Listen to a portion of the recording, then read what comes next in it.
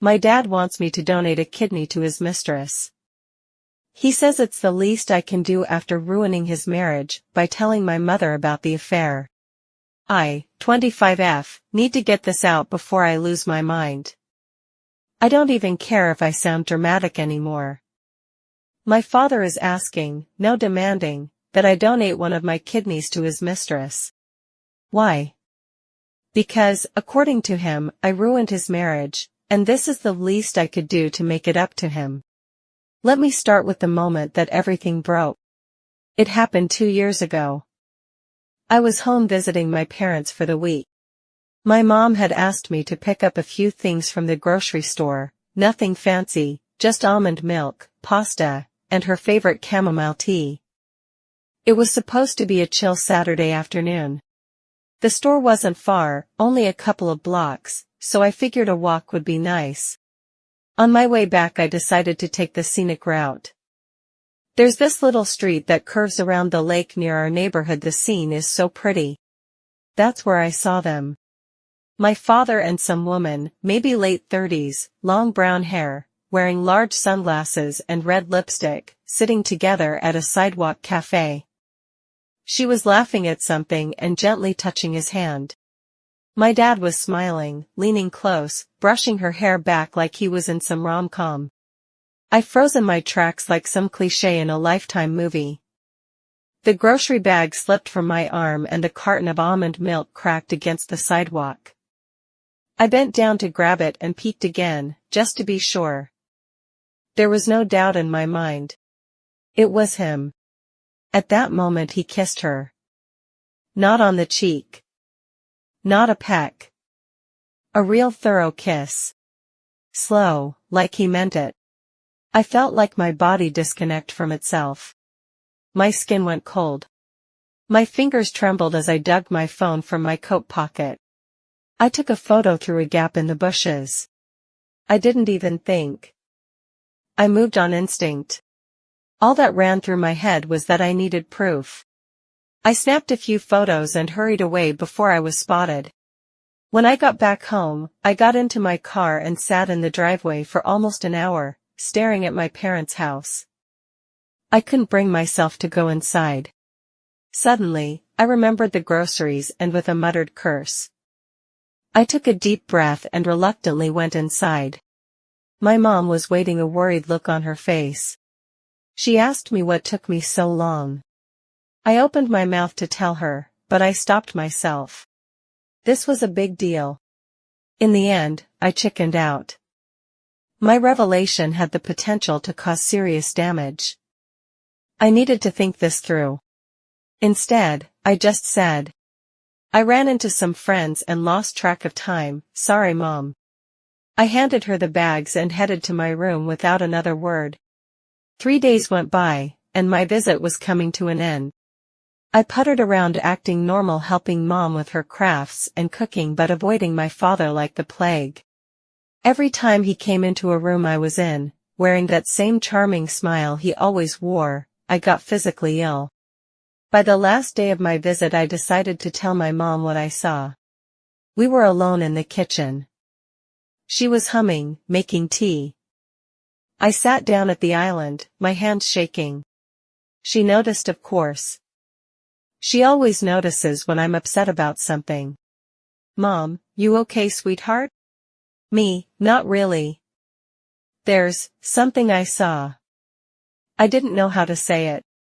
She turned the stove off immediately and sat beside me.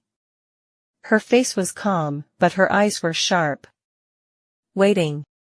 I showed her the photo. Her mouth opened, then closed. She didn't cry. She didn't shout. She just changed. I watched the heartbreak freeze her face in real time. A soft exhale. A nod. Then she stood up and walked out of the room. She didn't speak to me for the rest of the night. The next day, she served Dad his coffee with the same smile as always, but her eyes were dead. That night, she called a lawyer. The divorce was ugly. My mother went for my dad's jugular. She got most of the assets, but he kept the house, she secured half his pension, and a hefty spousal support settlement. My father was furious. Not just with Mom but with me as well. He came to my apartment one afternoon, red-faced and practically spitting with rage. "Dad, you tattled like a damn child. You couldn't mind your own business? Me, you cheated on Mom. What was I supposed to do? Lie to her face? Dad, we were going to work it out. You ruined everything." Me, no. You ruined everything when you decided a secret girlfriend was worth more than your wife. He stormed out. He didn't speak to me for months. Eventually, I found out through Facebook that he'd married the woman. Her name is Sophia. She looked like a knockoff version of my mom, only 10 years younger and permanently smug. I blocked them both on all my socials. 2 months ago, I got a text. "Dad, we need to talk. Come to the house. It's serious." I ignored it at first. But after the 4th message and a voicemail from a sobbing Sophia, I caved. I drove over, stomach in knots. The house looked exactly the same on the outside, but it felt wrong. Like a stranger lived in my childhood. Sophia answered the door. She looked frail. Gaunt. Her skin was waxy, and her eyes had that sunken, sickly look. Dad was in the living room pacing. "Dad, she's dying, Lynn. It's her kidneys. She's been on the transplant list for 14 months. No matches. We tested everyone." I crossed my arms. Look, I'm not a bitch. This news was sad, but I wasn't quite sure why I was summoned over her. Me, okay, and? "Sophia, we think you could be a match." I blinked. Me, excuse me? "Dad, you signed up as a donor in college, remember? When they did the blood drive? You received a bunch of documents to keep for your records. I found them in your old room. You have the same rare blood type as Sophie. We think you could be a perfect match." Me, there's more to being a donor match than having the same blood type. "Dad, I know, but the odds are good. We called you over to get the ball rolling.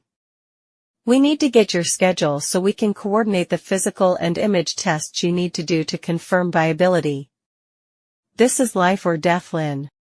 I took a step back. My heart was pounding. I couldn't believe what I was hearing. "Sophia," voice trembling, "I know we haven't been close, but I'm begging you. Please. I want to live. I want to be there for your father."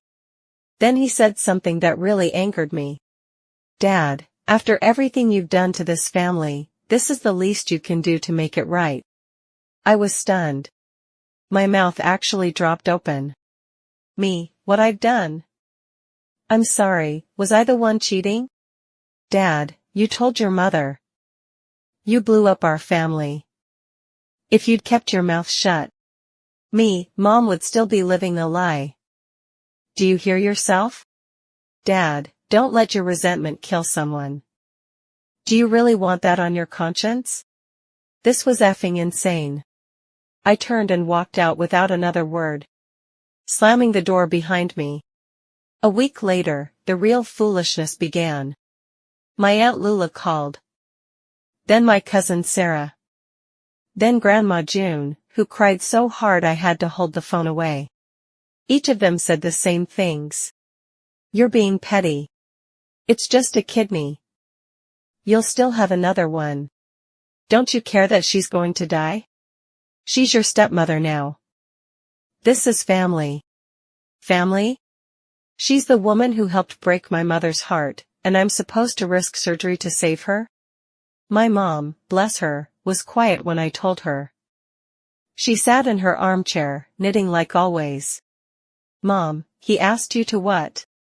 Me, donate my kidney to her. She sighed. Looked me right in the eyes. Mom, your body is not a peace offering. Don't let them use it like one.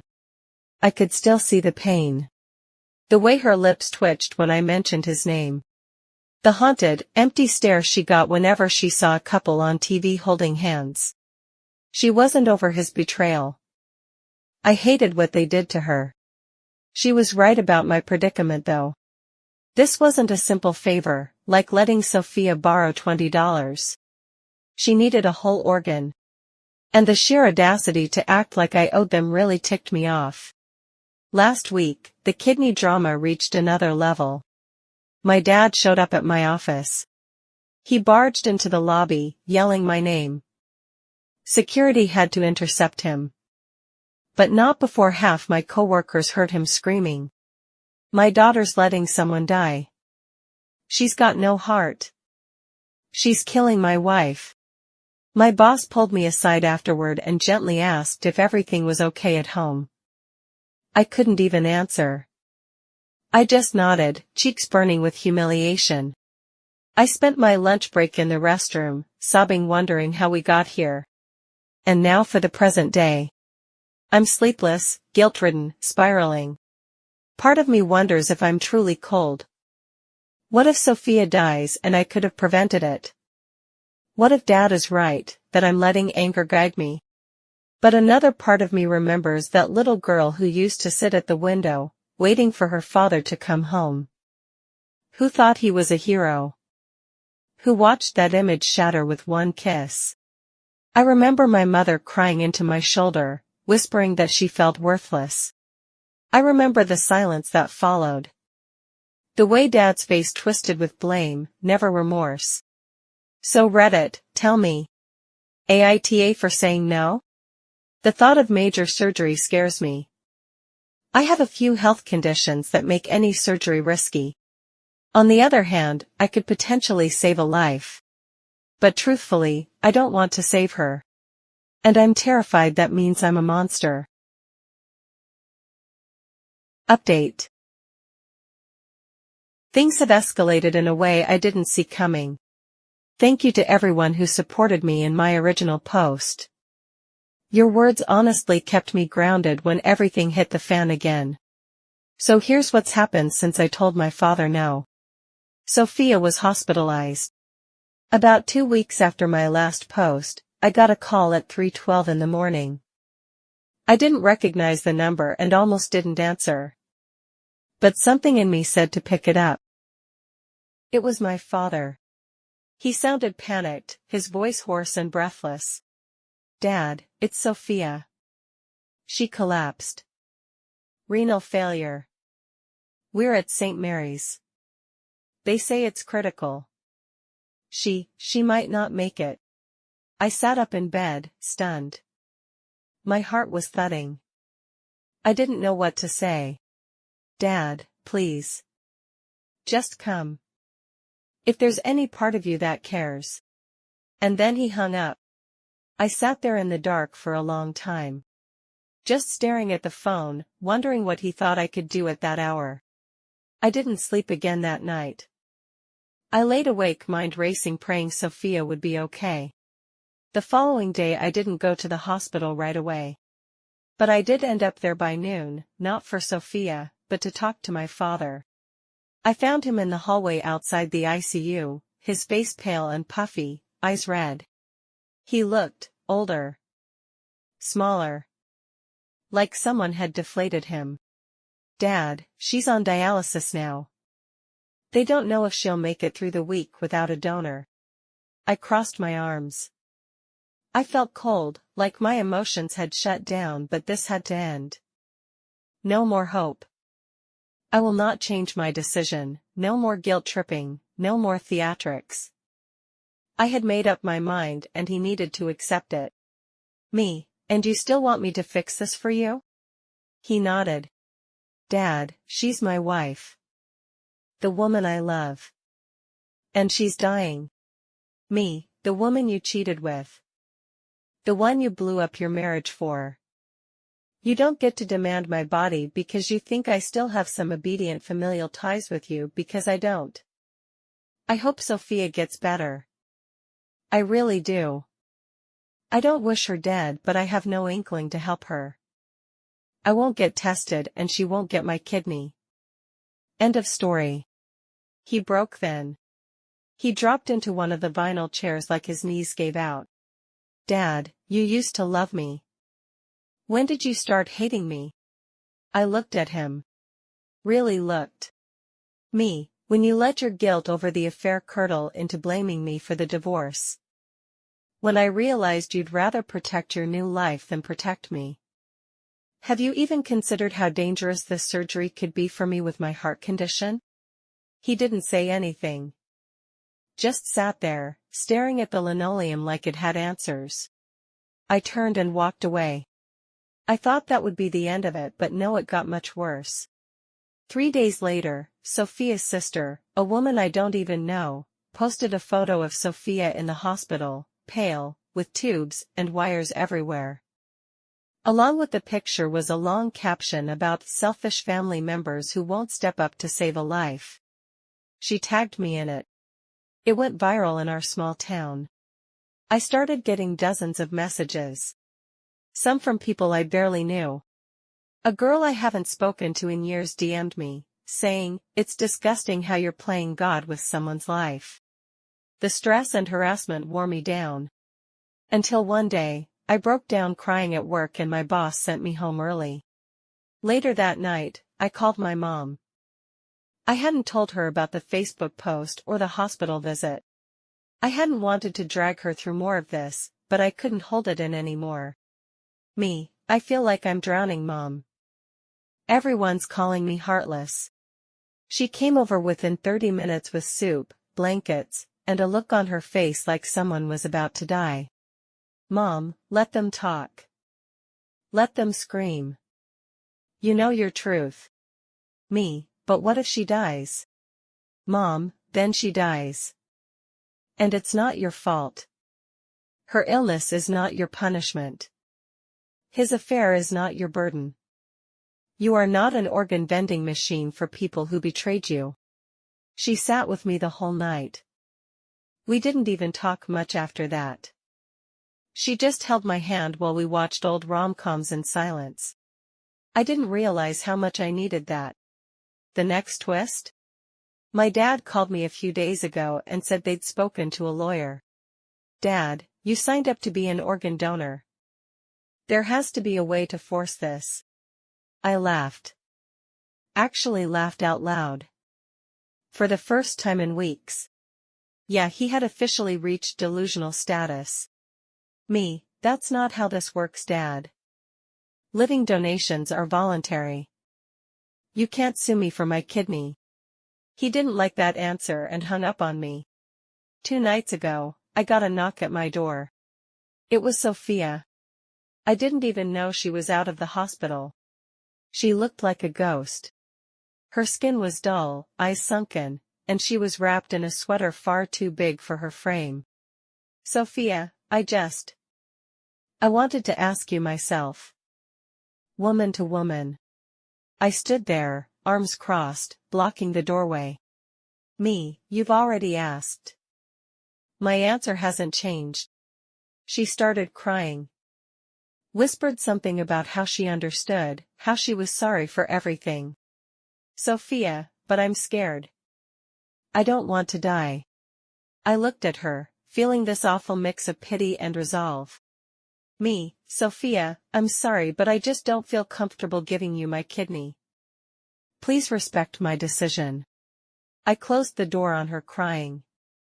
I had to. The scene was breaking my heart. I cried harder than I ever have that night. Empathy is one hell of an emotion, but my resolve is strong. Fast forward to present day. Sophia is still alive. Thankfully. They have found a treatment that is working well for her. My dad hasn't called again. I don't know if he ever will. I have moments, late at night, mostly, where I wonder if I'll regret this someday. I have nightmare where I wake up from the surgery to find out she died anyway, and I'll feel that cold, hollow ache of guilt for waiting too long. But then I remember the pain in my mother's eyes. The way I've been treated like a villain for telling the truth.